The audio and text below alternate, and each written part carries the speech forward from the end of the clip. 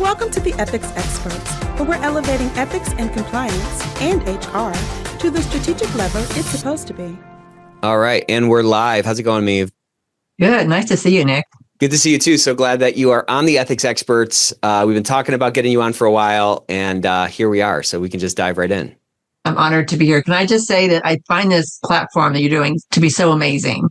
Thank you. I really love. I'm watching all of them all the time. Every week, I feel like I'm watching it. But it's like I love the human aspect of it. You make it fun, and then the community building that you're doing is just exactly what our field needs. I just wanted to express gratitude. Thank you for saying that. Yeah, that's very encouraging to hear. I was just talking with somebody, just now, and we were just talking about, our industry needs a shot in the arm. We need to change the way we've been doing things if we're going to really kind of change the vector of our growth and the vector of our impact. And I don't know, I just think this is such a fun industry. There's so much to figure out. There's so many great people in it.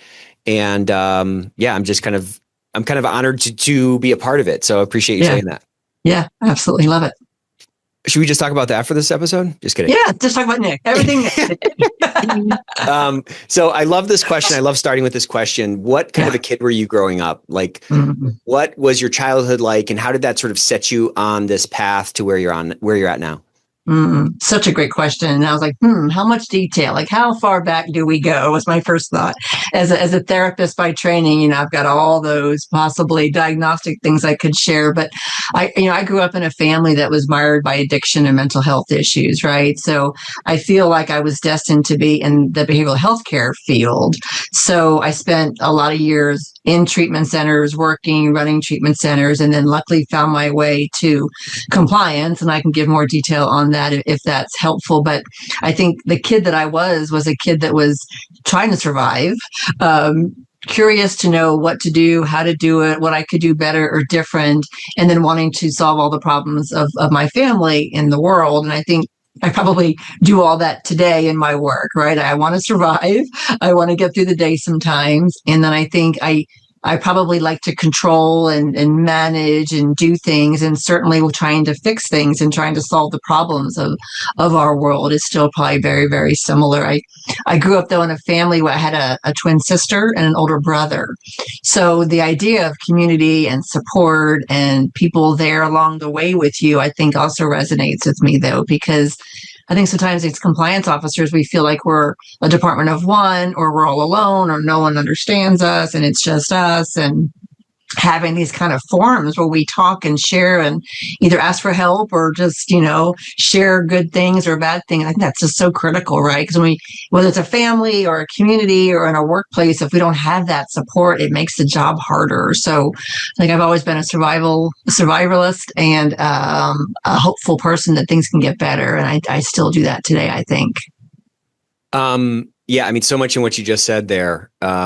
It can be so lonely. It can be so isolating. And then we as humans, I think, always think that like our problems are so unique and they're so just ours. And like, it's not until you start to talk to other people that are going through similar kind of challenges, you see like, okay, these are not sort of unique to me. I mean, it's unique to me insofar as it's my life, but these are sort of life problems. These aren't Nick problems, or they're not kind of specific to, there's a lot of commonality, and you get that with other people in your same position. You get that with parents, you get that with siblings, all those kinds of things. When I came from a childhood where we struggled in a lot of ways for a time.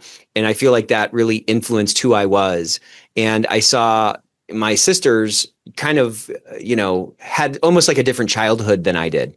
And it's always interesting to kind of like what kind of drives us to be who we are and what pushes us into these, fields that, we find ourselves in.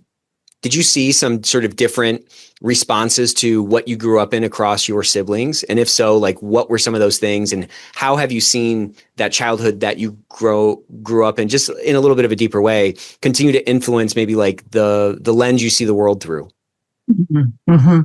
Yeah, I think, we all came out of it. I think it's sort of fascinating. We grow up in the same family, but our experiences are different, I guess, based on our own physical makeup, our own experiences in the family. Maybe if like we have an older brother, and then my twin and I are kind of like very much the same, but we even have different, memories or things that jump out or things that we thought were good or bad or, traumatic, less traumatic, different versions of it, I guess, how we make sense of it. And I think, but it's nice to have a sense of humor about it. It's nice to have a sense of, I think, grace with it, right? Our parents did the best they could. We know that at the time they did what they did, knowing what they know and the struggles they were having.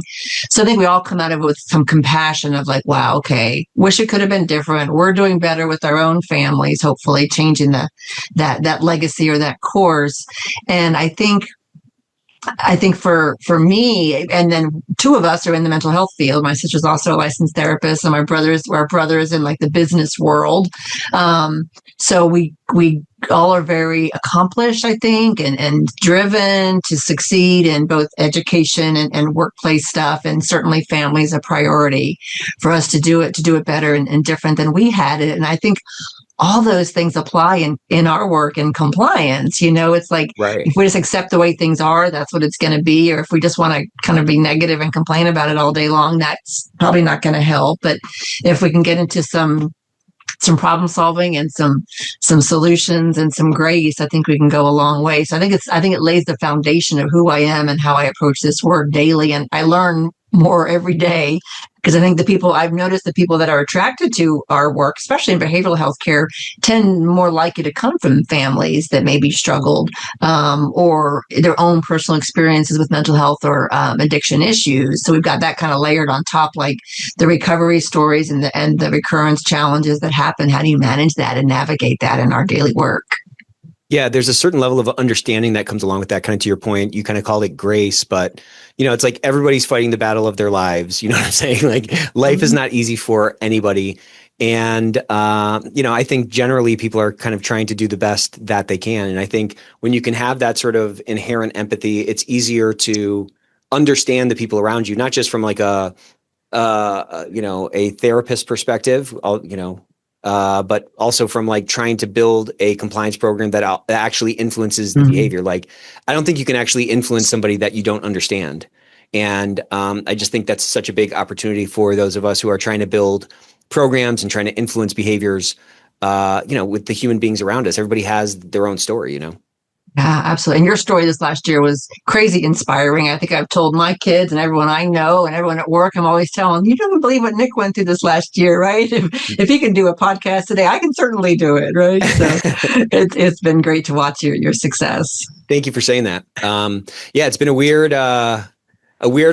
but water never runs down the path that it thinks it does, like it always takes a different turn, and that's kind of how life is. You just have to kind of keep moving with it. What pulled you into, your first job in this field, and what did that kind of teach you about resilience and leadership and just people in general? Yeah. Well, and I love that when I look back, like, how did I get here? People kind of wonder, like, how did they get here? Kind of just assignments get given to you or other duties, and then all of a sudden you're here. But mine was kind of this really wonderful, pretty straight course I spent about 10 years. I've gotten to this field when I was 18 years old. So my first 10 years, I was working in treatment centers, all over pretty much every level of care, trying different things. I get bored easily, so I want to go try something new, do something else.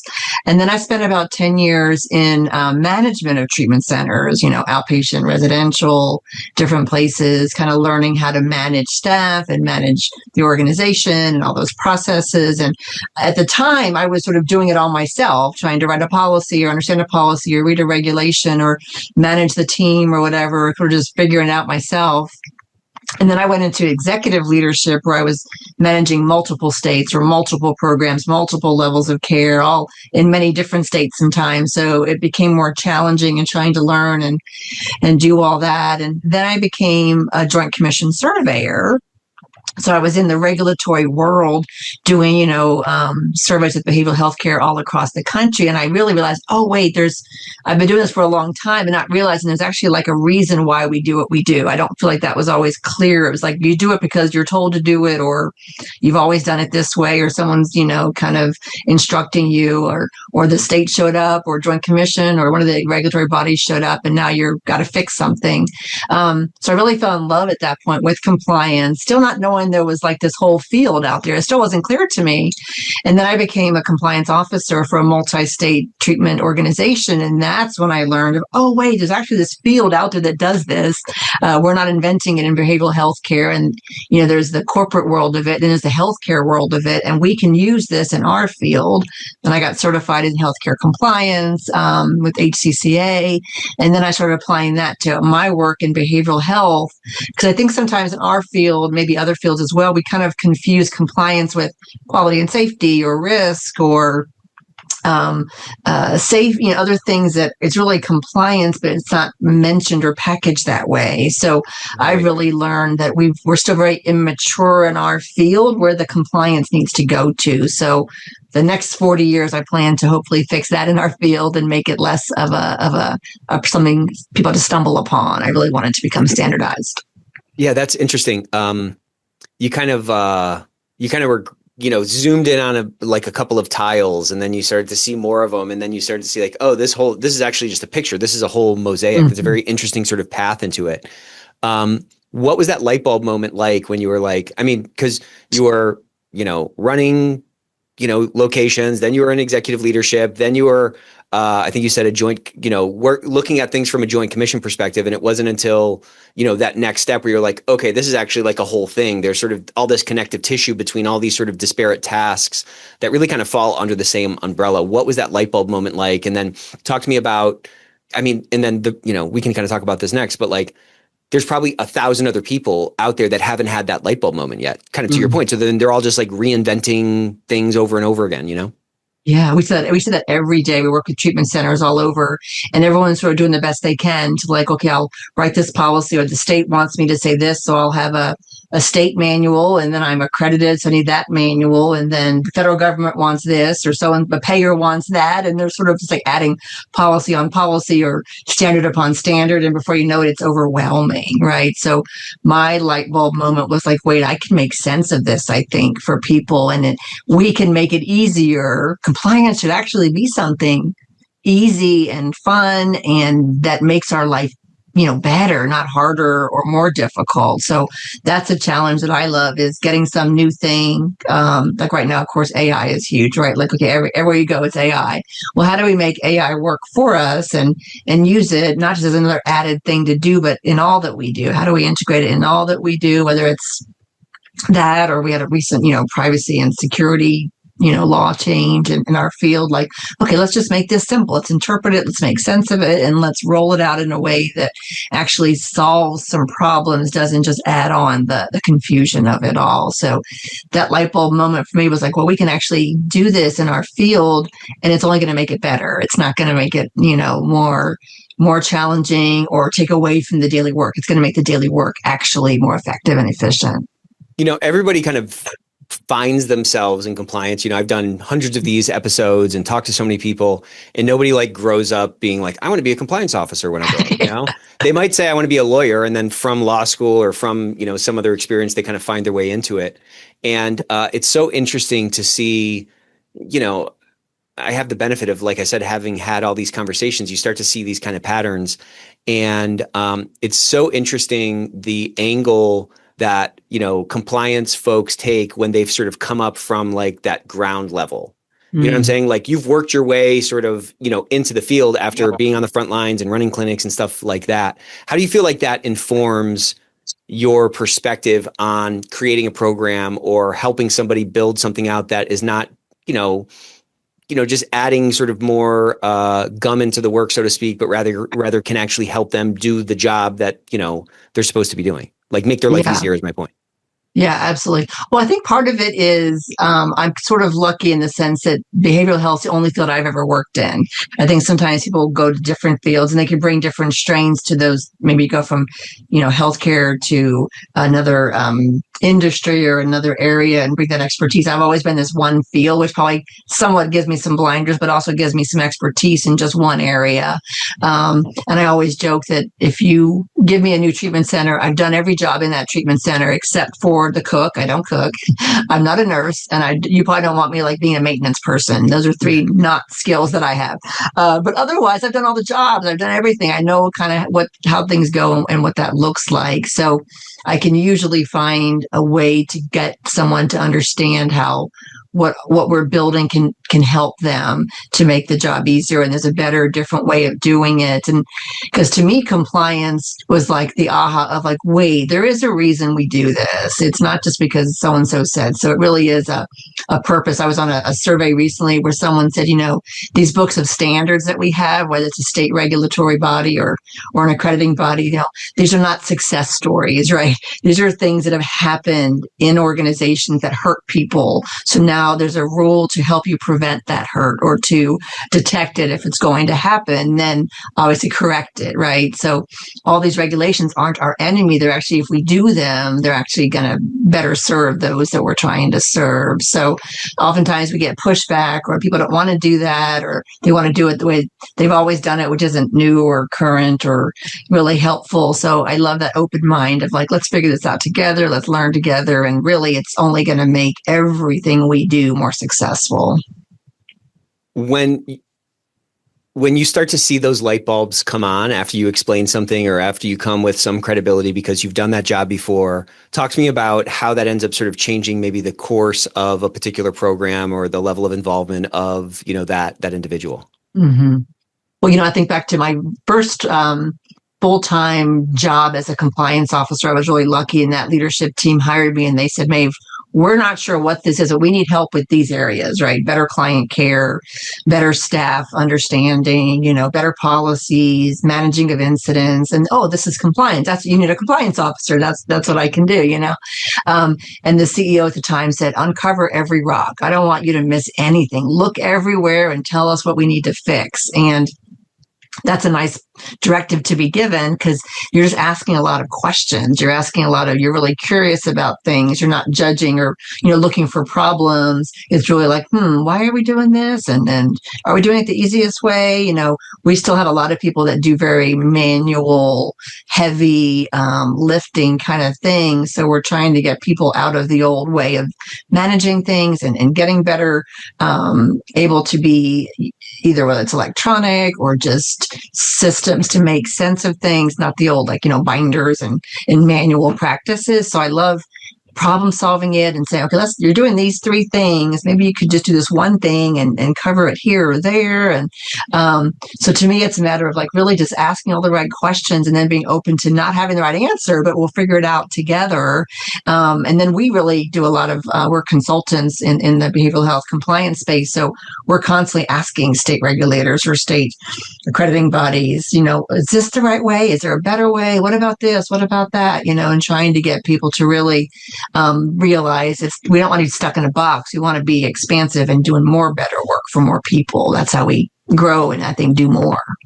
So, I'm kind of going to paint with a little bit of a broad brushstroke here, but there is a certain closeness to the sort of stereotypical compliance officer. Mm-hmm. And what I think is perhaps unique about you is that like you have a really extreme openness. Like you just kind of express that in a bunch of different ways.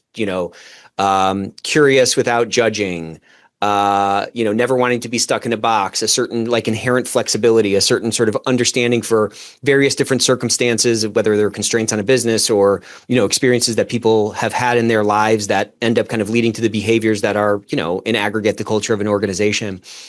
How do we, and I think that the closeness, so to speak, of the closed-mindedness, I'll call it, of our industry in general at a macro level has really contributed to a lot of the stagnation in the industry to the extent that that's a true statement. My sort of thesis is that, what compliance has been for the last 2 or 3 decades needs to look extremely different in the future if it's ever going to elevate out of this, office of no, the anti-business department, whatever any of these like sort of like derogatory monikers that seem to get attached to compliance should be. How do we help people that maybe are wired a little bit differently or have a different sort of personality type that are not, as accustomed to or as comfortable in the quote unquote chaos that is inherent to every business, that are a little bit more sort of reliant on the rigidity that maybe has served them well throughout their lives? How do we help them to see maybe a different perspective that can open their mind and kind of give them more open-mindedness, which, I feel like I'm a pretty open-minded person, that I think is necessary to kind of elevate in this next chapter. Do you understand what I'm asking here? Yeah, it's a great question. I think in my own rigidity, it's a good word. I like the controlling, whatever you want to call it.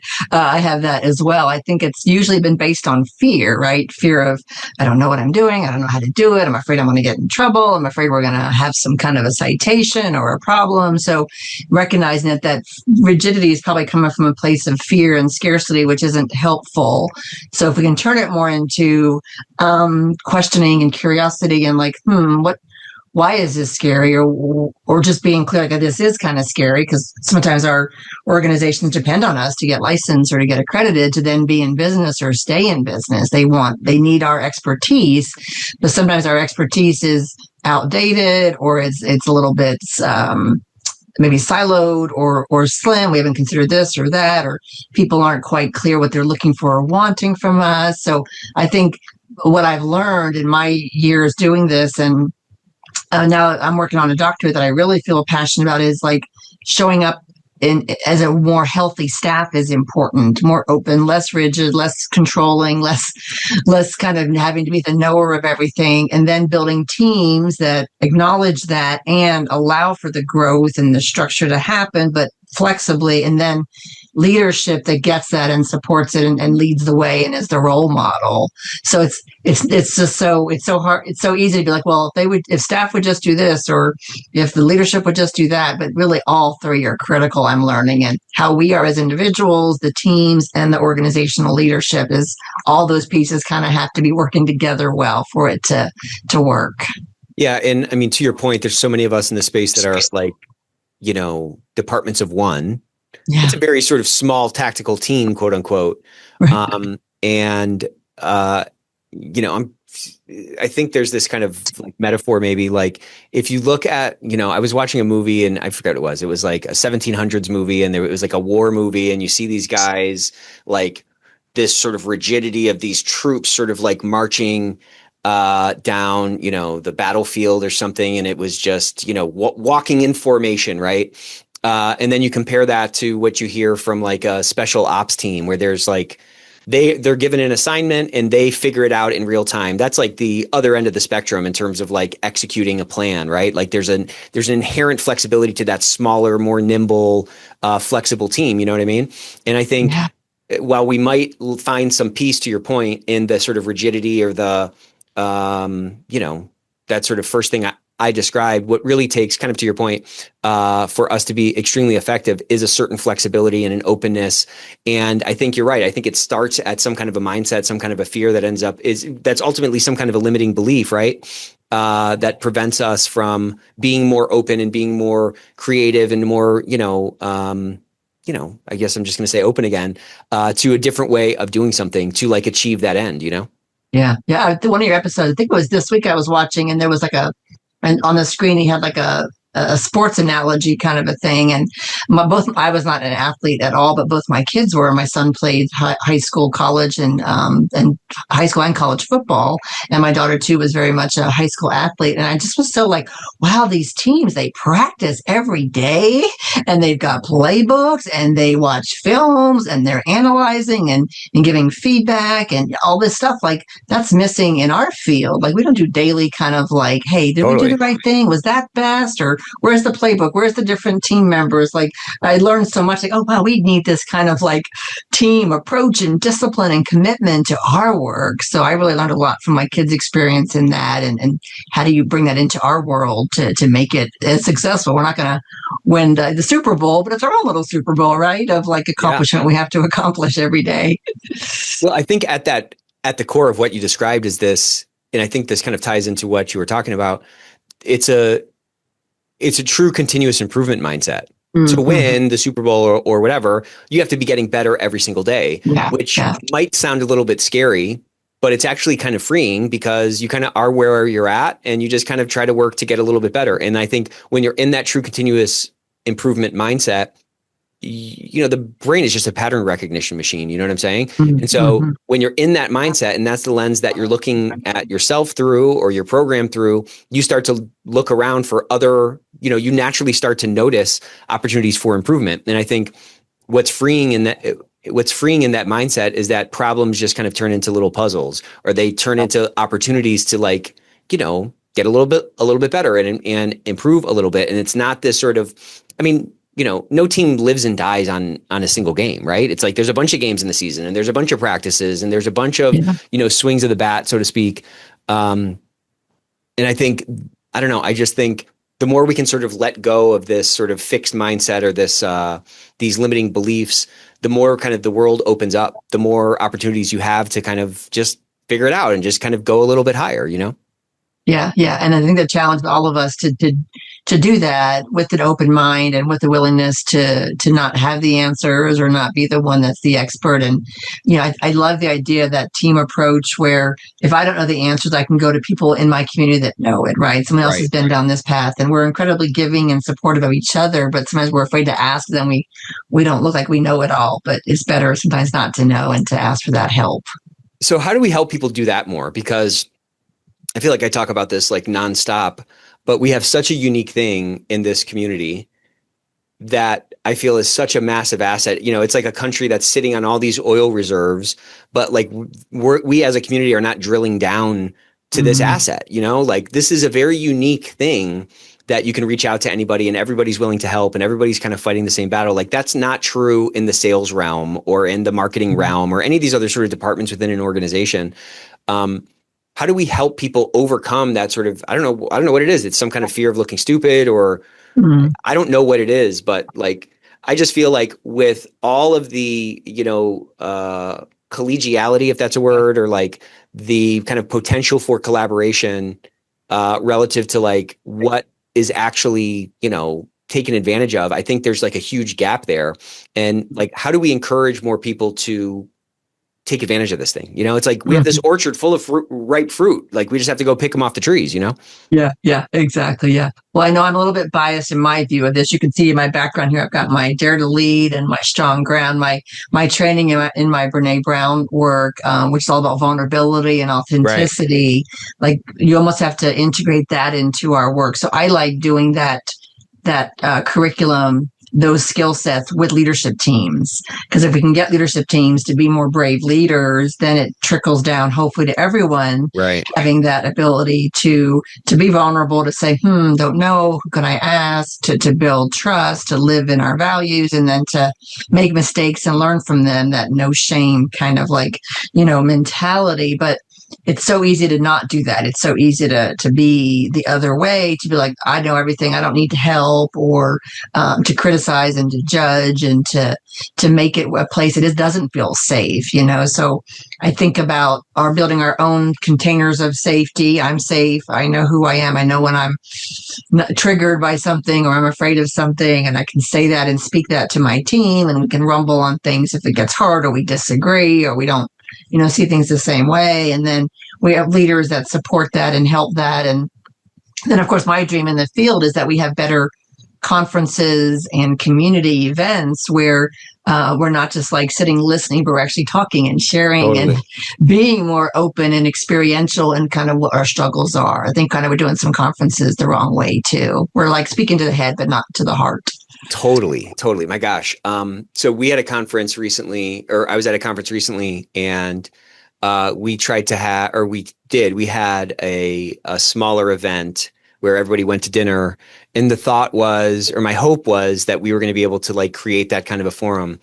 And I'll say it was definitely, it was fine. It was a great event. Like it was very interesting, but there was not that vulnerability that I was hoping for, which is really where like the growth happens. You know what I'm saying? And I don't know why. I don't know if it was because maybe everybody didn't know each other.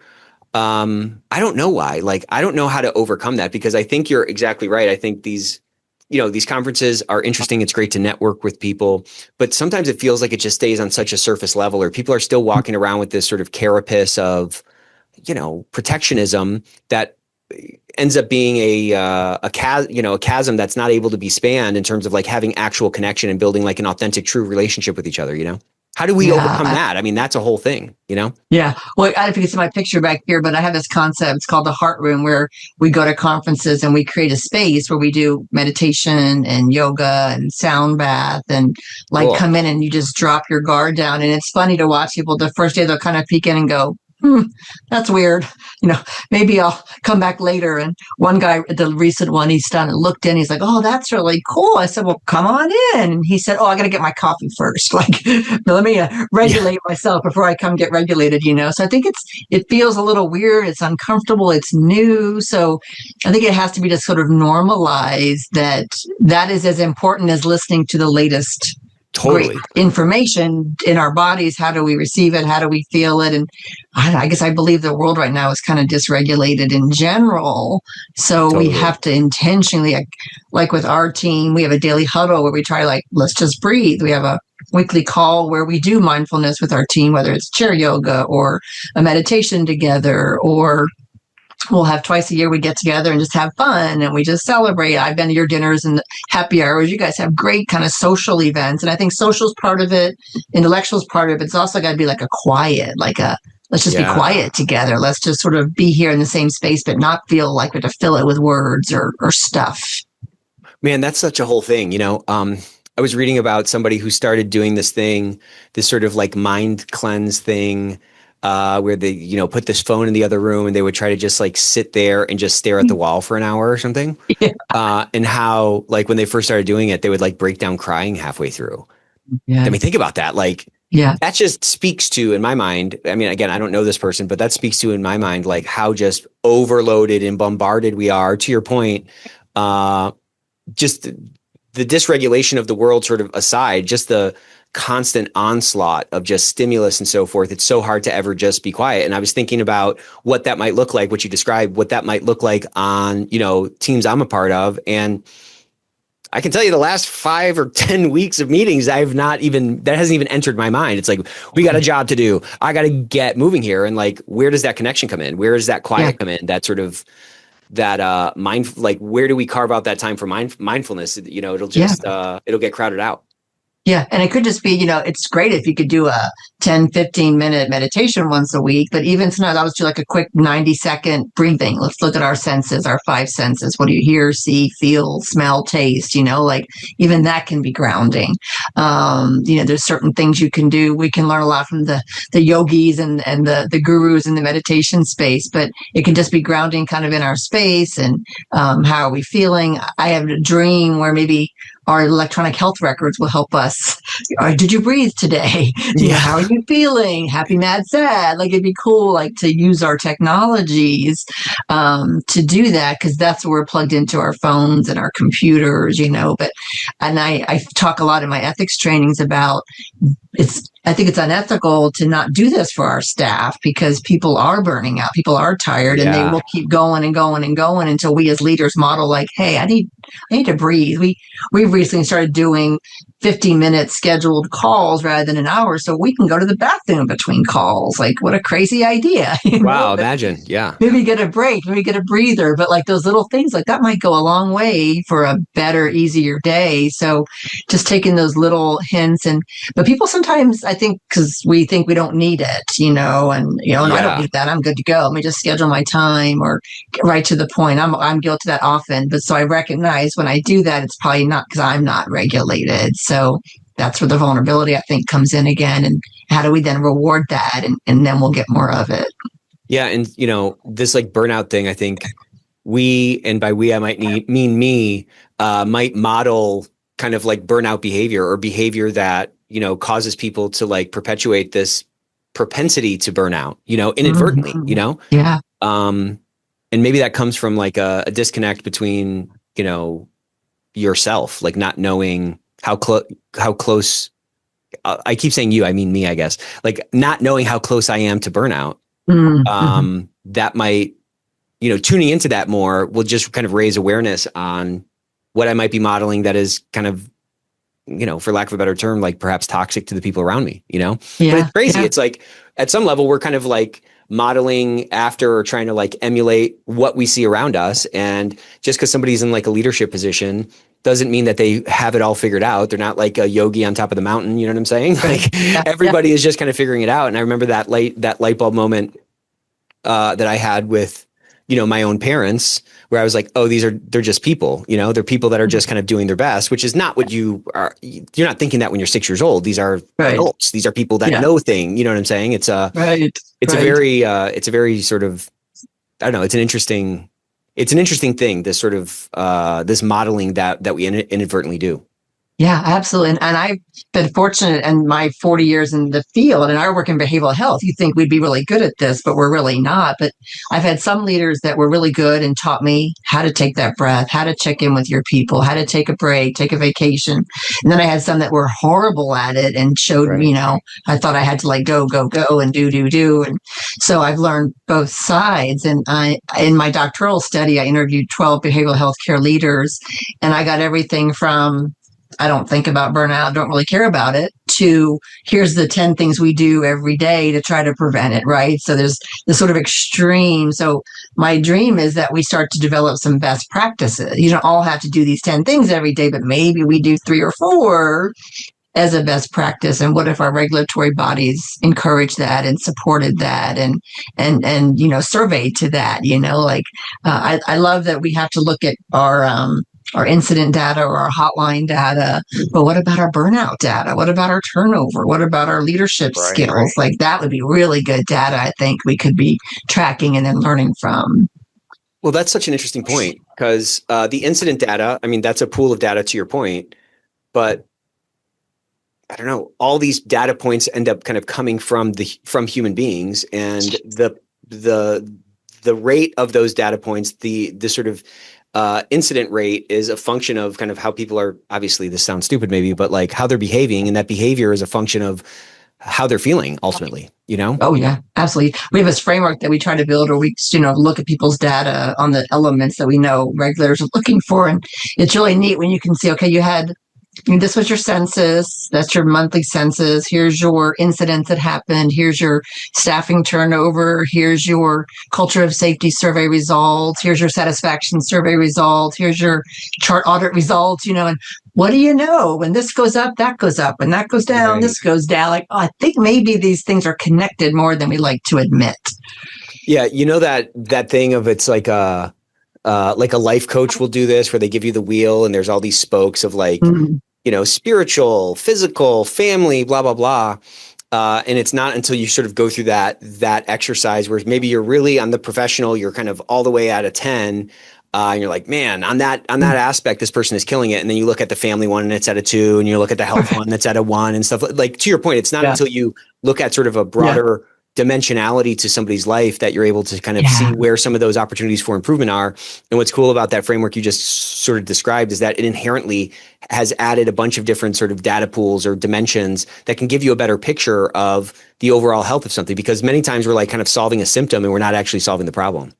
Yeah, absolutely. Yeah. And we've got to get better at having that data, that standardized data. So we're comparing the same thing, and hey, what's working at your place that you've got this data point that I want to get to, or I'm struggling here. Who can I ask for help on that? That would be so amazing to see that. But sometimes we don't want to share. We kind of want to hoard our own successes or failures. Do you find that like there is a broad kind of like an over reliance on a recipe? Do you understand what I'm saying? Like everybody just, what's the recipe? What's the framework I need to follow? And like, do you find that as you're going into, you know, organizations trying to help them get going? And do you think that is ultimately like a vulnerability for our industry as a whole, that like over reliance on the book, doing it by the book or something?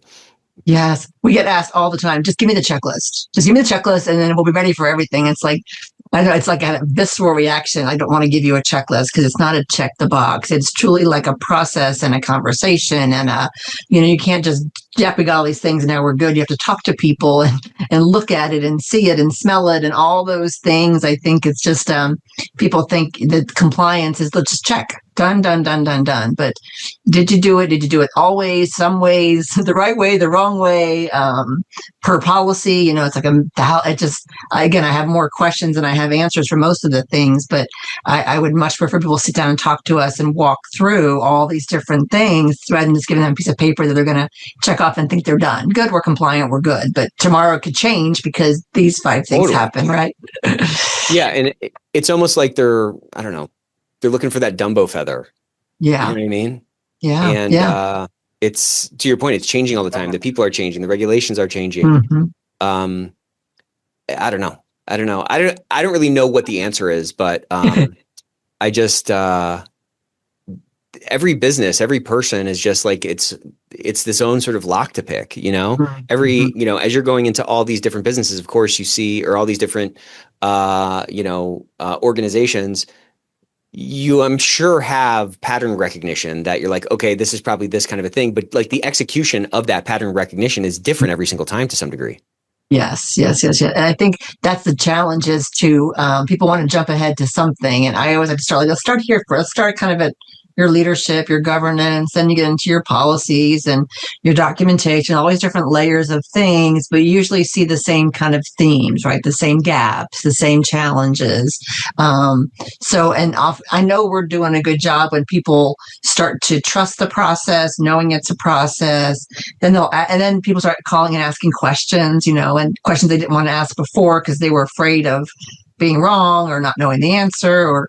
So I love those late night calls and texts, and we need your help here, we need your help there. We didn't think we need you, but now we need you to do this or that. And they start to connect all those dots of like, oh, I see how this, leads to that. And that, when we come together as that collaborative, again, I think is where we can do better, right? I've got war stories I can tell you, some success stories I can tell you, but you don't have to repeat it if we can just share it and be open and know that what we're building together is only going to make each person stronger and the organization stronger.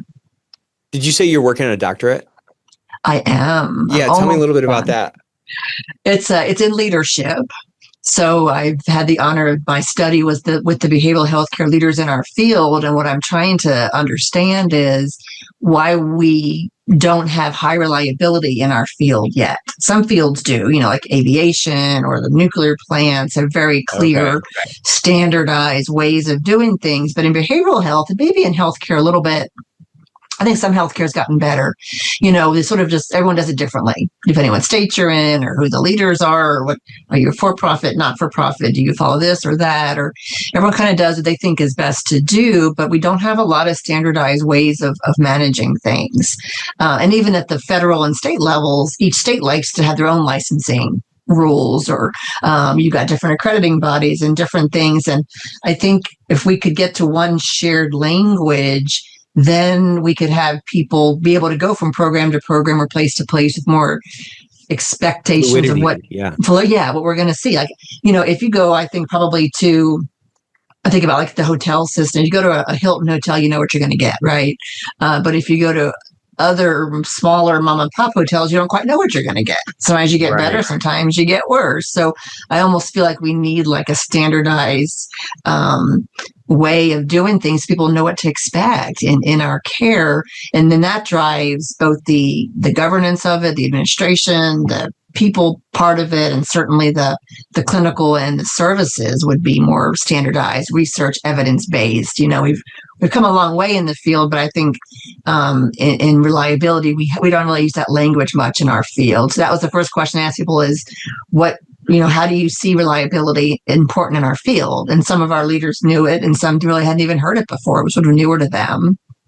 We do performance improvement, we do quality assurance, but we haven't really called it like a compliance framework where we're tracking all this stuff. And then I asked about what they do to prevent burnout and detect turnover and correct cultures, because I think those are the drivers of high reliability. If we have, happy and healthy staff who are ethical and compliant to provide quality and safe care, I think that's how we get to high reliability, was my assumption.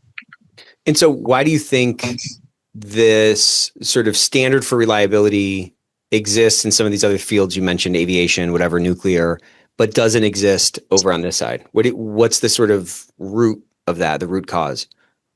Well, probably because they kind of had to do it because people were like dying and there was public, outcry, and they were sort of forced to do it with whatever the plane crashes or things that happened in nuclear plants and Like the healthcare stakes are so high, or stakes, yeah. the public nature of those failures are so Yeah.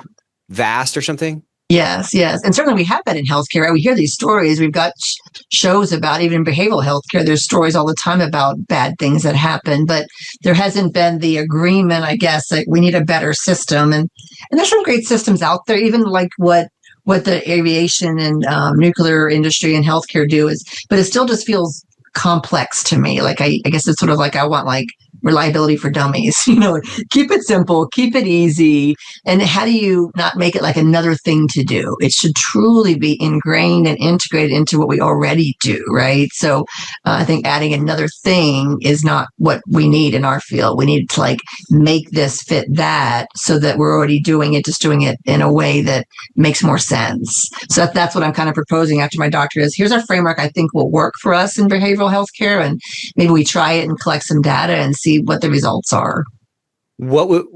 So you kind of, surmised that this problem exists, and then you went to kind of investigate it and you talked to a bunch of people. What was most surprising about that process? Like you kind of had some hypothesis and now you're, at some sort of later stage in this discovery thing. Like what was really surprising along the way? Well, I think the first surprising thing was how much information is out there available to people to do this better, really free of charge. There's lots of great free resources. There's certainly industries and places that are doing it and doing it well. So we can learn from those and share that information. The leaders that I spoke to and what I've shared since then, I love their openness to it. They haven't always had the time to think about it and reflect on it, but they want to. They want to do what the right thing is. So I kind of put them in boxes. Like there's some people that don't care, don't bother me with this. I got enough going on.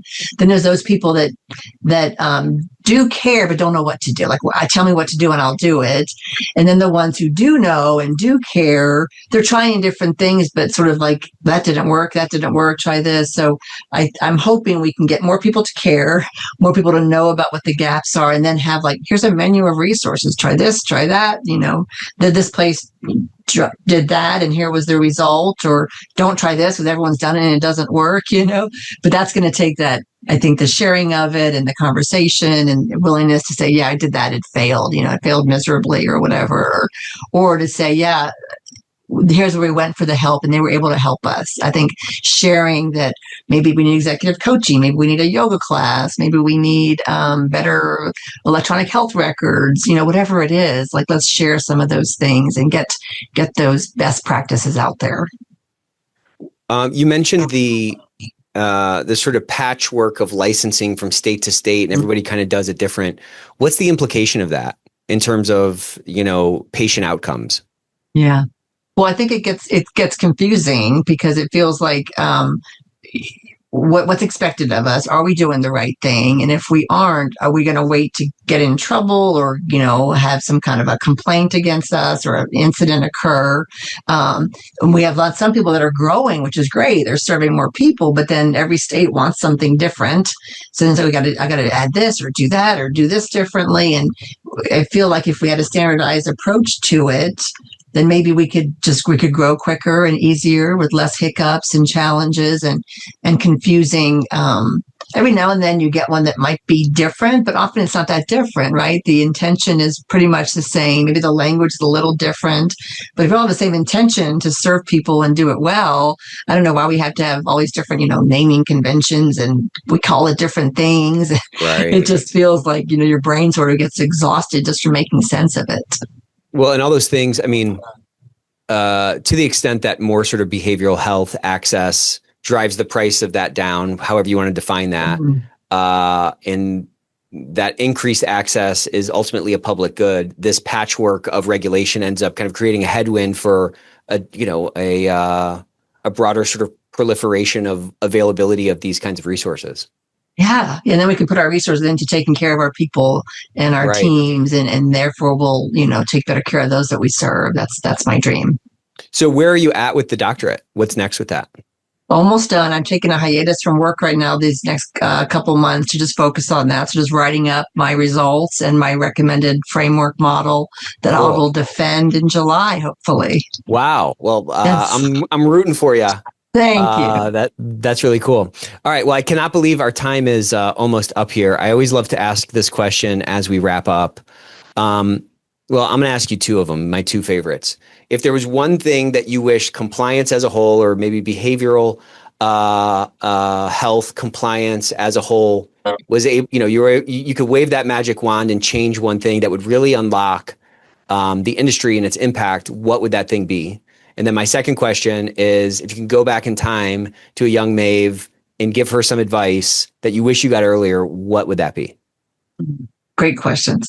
Well, the magic wand I would wave would be that every person, every leader, every organization would see the value of compliance, would, say, oh, yes, we need this. I get it. It's just as important as an HR person or a finance person I need it. And I don't need to add it on to someone else's duties. Like, well, that clinical director knows her stuff. Give that to her. Or great director of nursing, have her be our compliance person. Like, let it be a dedicated, certified professional position that then drives the 7 elements and everything else that's needed, an expertise that will be added to you. And I'd love to see it at the executive level, like a C-suite role for everyone. We get to serve as like a fractional compliance officer, so we do that for people. So even if it's just a fractional person, have that dedicated resource so people aren't sort of scrambling and doing the best they can. So that'd be my dream, is that everyone had that and would be able to do it.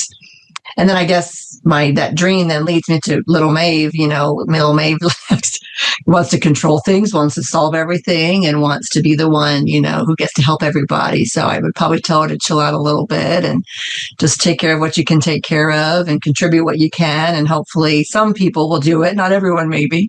Some people will do it and they'll do it well. And then that will serve more people in the long run. But can't do it all right now today, but piece by piece. I love it.